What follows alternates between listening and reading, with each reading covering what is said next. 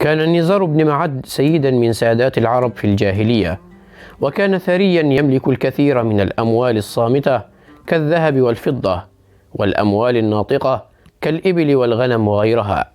وكان لنزار 4 أبناء، هم مضر وربيعة وإياد وأنمار.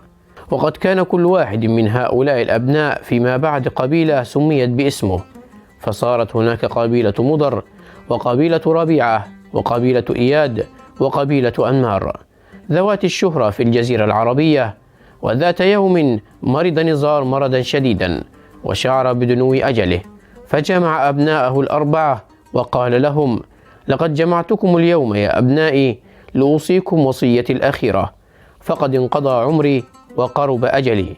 فأطرق الأبناء في تأثر، وقال أكبرهم مضر: أطال الله بقاءك ومد لنا في عمرك يا أبتي. فقال أبوهم: اسمعوني جيدا ولا تقاطعوني حتى أتم كلامي، فأنا لا أدري هل أتحدث إليكم بعد الآن أم لا. وأول ما أوصيكم به هو أن تتحابوا ولا تختلفوا من بعدي، حتى لا يدب الشقاق بينكم فتصيروا أعداء بعد أن كنتم إخوة. فقال الإخوة 4 في نفس واحد: اطمئن يا أبانا. فواصل الأب حديثه قائلا: إذا مت فهذه الخيمة الحمراء وكل ما يشبهها من أموال تصير لأخيكم مضر. فسكت مضر، وقال الإخوة 3: قد علمنا يا أبانا. فواصل الأب حديثه قائلا: وهذا الخباء الأسود وكل ما يشبهه من أموال يأخذها ربيعة. فسكت ربيعة، وقال الإخوة 3: هي له يا أبانا.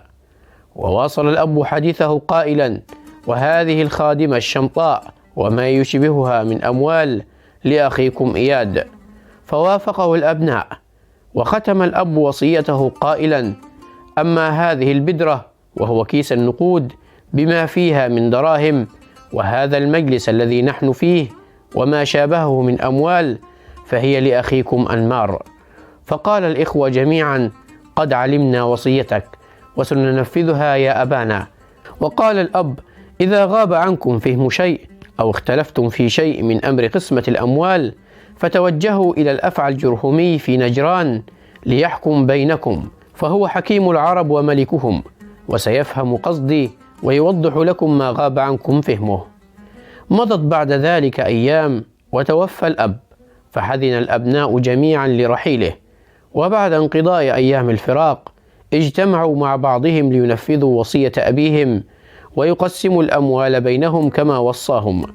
وبالرغم من أن وصية الأب كانت واضحة كالشمس، وبالرغم من أن كل من الإخوة 4 كان يحفظ ما وصى له به أبوه، إلا أنهم اختلفوا بسبب عجزهم عن تحديد الأموال التي تشبه الخيمة الحمراء وتمييزها عن تلك التي تشبه الخباء الأسود أو الجارية الشمطاء. وتذكر الإخوة وصية أبيهم أن يذهبوا إلى الأفعى الجرهمي في نجران ليحكم بينهم ويوضح لهم ما اختلفوا فيه، فقرروا الذهاب إليه. فسار الإخوة في طريق وسط الصحراء ينبت العشب على جانبيه، فنظر مضر إلى العشب وقال: لقد مر في هذا الطريق بعير أعور بالعين اليسرى ويعرج بساقه اليمنى. وقال إياد: وكان ذلك البعير مقطوع الذيل. وقال أنمار: وكان يحمل عسلا. وواصل الإخوة سيرهم في الطريق، وبعد مسافة قصيرة قابلهم أعرابي وهو يجري متقطع الأنفاس والحزن واضح على وجهه، فسألهم قائلا: ألم تروا في طريقكم بعيرا؟ فقال مضر: هل بعيرك أعور بالعين اليسرى؟ فاطمأن الأعرابي وقال: نعم. فقال ربيعة: هل سار بعيرك مسافة طويلة ويعرج بساقه اليمنى؟ فقال الأعرابي: نعم، هو بعينه. فقال إياد: هل كان بعيرك مقطوع الذيل؟ فقال الأعرابي: نعم، وكأنكم تصفون بعيري. فقال أنمار: وكان يحمل عسلا. فقال الأعرابي: هو بعيري، دلوني عليه، أين هو؟ فقال الإخوة: إننا لم نرى بعيرك، فكيف ندلك عليه؟ فغضب الأعرابي غضبا شديدا وقال لهم: أيها اللصوص، كيف تصفون بعيري بتلك الأوصاف الدقيقة وتزعمون أنكم لم تروه؟ لقد سرقتم بعيري ولا بد أن تعيدوه إلي حالا. وحاول الإخوة الأربعة أن يفهموا الأعرابي الثائر أنهم لم يروا بعيره، لكنه كان مصرا على أنهم هم اللصوص، وأنهم سرقوا بعيره وأخفوه في مكان ما. وأخيرا قال لهم: إذا لم تظهروا لي بعيري ذهبت بكم إلى الأفعى الجرهمي وشكوتكم إليه. فضحك الإخوة وقالوا له إنهم كانوا فعلا ذاهبين إلى الأفعى الجرهمي ليحكم بينهم في وصية أبيهم الراحل. وصاروا جميعا حتى وصلوا إلى نجران، فاستقبلهم الأفعى الجرهمي في داره الفاخرة. ولم يطق الأعرابي صبرا فقال شاكيا إياهم: هؤلاء اللصوص سرقوا بعيري ولا يريدون إعادته لي. فأنكر الإخوة أن يكونوا رأوا بعيره، وقال الأعرابي: كيف لم تسرقوه وقد وصفتموه وصفا دقيقا يعجز عنه من لم يره من قبل؟ فتعجب الأفعى الجرهمي قائلا: عجبا لكم، كيف تصفون بعيرا لم تروه؟ فقال مضر: لقد رأيت العشب مرعيا من أحد جانبي الطريق ومتروكا من الجانب الآخر، فعرفت أن البعير أعور، لأنه لو لم يكن أعور لأكل من الجانبين. فقال الأعرابي: وكيف عرفت أنه أعور بالعين اليسرى؟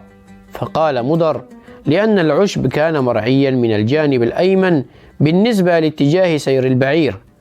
وقال ربيعة: وأنا عرفت أن البعير متعب من أثر سيقانه على الأرض، فالحيوان يجر سيقانه ويترك آثارا طويلة مطموسة وليست واضحة المعالم. وقال إياد: وأنا علمت أنه أبتر مقطوع الذيل من أثر روثه الذي كان متجمعا في مكان واحد، فلو كان سليم لك بالخيل السوداء والسلاح. وقال إياد: وأنا أوصى لي بالخادمة الشمطاء وما أشبهها من أموال. فقال الأفعى: الخادمة الشمطاء هي التي يختلط بياض شعرها بسواده، إذن فقد أوصى لك بالبقر والغنم والخيل التي يختلط فيها البياض بالسواد. وقال لأنمار: أما أنت فقد أوصى لك بالدراهم والمجلس والأرض. وقضي الأمر. فأعجب الإخوة بحكمته وحسن تفسيره لكل شيء في الوصية ورضوا حكمه. وقال مضر: ذكاء خارق وحكمة لا ينطق بها إلا الشيوخ الأجلاء والملوك الحكماء. فقال الأفعى: لقد أعجبت بذكائكم وفراستكم حين وصفتم البعير وأنتم لم تروه. وهم الإخوة بالنهوض مستأذنين في الانصراف، لكن الأفعى أصر على أن يكونوا ضيوفه هذه الليلة، بعد أن أكرمهم وقدم لهم واجبات الضيافة. ودخل الإخوة الأربعة غرفة ليناموا فيها ليلتهم. وعندما اختلوا ببعضهم في الغرفة تساءل أنمار قائلا: ما رأيكم في ضيافة هذا الرجل وحسن استقباله لنا؟ فقال ربيعة: لم أذق قبل اليوم لحما أطيب ولا ألذ طعما من هذا اللحم الذي قدم لنا، لولا أنه قد ربي بلبن كلبه. فقال إياد: وأنا لم أذق قبل اليوم عصير عنب أطيب ولا ألذ مذاقا من ذلك العصير الذي قدم لنا، لولا أنه قد نبت في صديد ميت.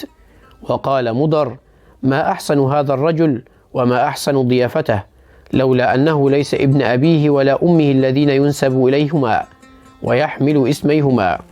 وتصادف أن كان الأفعى الجرهمي مارا بالغرفة التي بداخلها الإخوة الأربعة في ذلك الوقت، فسمع حديثهم من بدايته إلى نهايته، فاستدار عائدا إلى مجلسه وهو يحدث نفسه قائلا: لا يمكن أن يكون هؤلاء الإخوة بشرا، لا بد أنهم شياطين حمر، ولا بد أن أستقصي هذه الأمور الثلاثة التي ذكروها في حديثهم، فإن كانت حقائق استنبطوها بفراستهم قربتهم إلي، وإن كانت أكاذيب اخترعوها عاقبتهم عليها.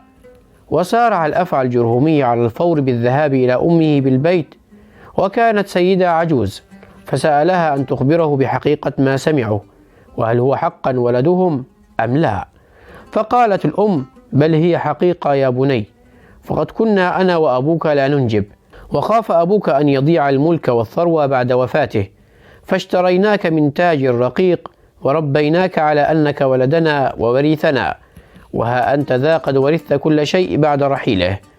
فقال الأفعى الجرهمي محدثا نفسه: لقد صدق هؤلاء الشياطين وفراستهم في الأولى، ثم استدعى الراعي الذي كان يرعى غنمه وسأله قائلا: هل الشاة التي ذبحت للضيوف ليلة أمس رضعت حقا من لبن كلبه؟ فقال الراعي: نعم يا سيدي، فقد ماتت أمها عقب ولادتها مباشرة، ولم يكن لدينا في القطيع شاة مرضعة، فأرضعتها الكلب التي تحرس الغنم مع صغارها. فتبسم الأفعى وقال: لقد صدقوا في الثانية، فهل يصدقون في الثالثة؟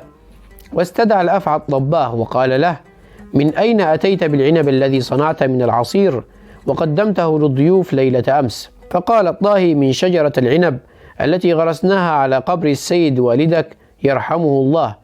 فقال الأفعى: وصدقوا في الثالثة. ثم استدعى الإخوة الأربعة إلى مجلسه وقال لهم: كيف علمتم أن لحم الماعز رضعت من لبن كلبه؟ فقال ربيعة: لما رأيت القراد، وهو نوع من أنواع الحشرات، تراكم على عظم الشاة علمت ذلك. فقال الأفعى: وكيف علمتم أن العنب قد نبت في المقابر؟ فقال إياد: لما شربت العصير شعرت بانقباض وضيق، وبالرغم من أن من يشرب العصير يشعر بانشراح. وقال الأفعى: وكيف علمتم أنني لست ابن أمي وأبي؟ فقال مضر: لأنني رأيتك تجلس معنا ومع غيرنا من الضيوف رغم أنك ملك، فعلمت أنك من عامة الناس أصلا. فضحك الأفعى الجرهمي وقال: إنكم حقا شياطين ولكن أذكياء، ويسعدني أن تكونوا قريبين مني لأستشيركم في كل أموري. فهل يوجد في هذا الزمان من يمتلك هذه الفراسة والذكاء والفطنة الشديدة؟ إذا أعجبتكم القصة لا تنسوا الاشتراك بالقناة وتفعيل زر الجرس ليصلكم كل جديد.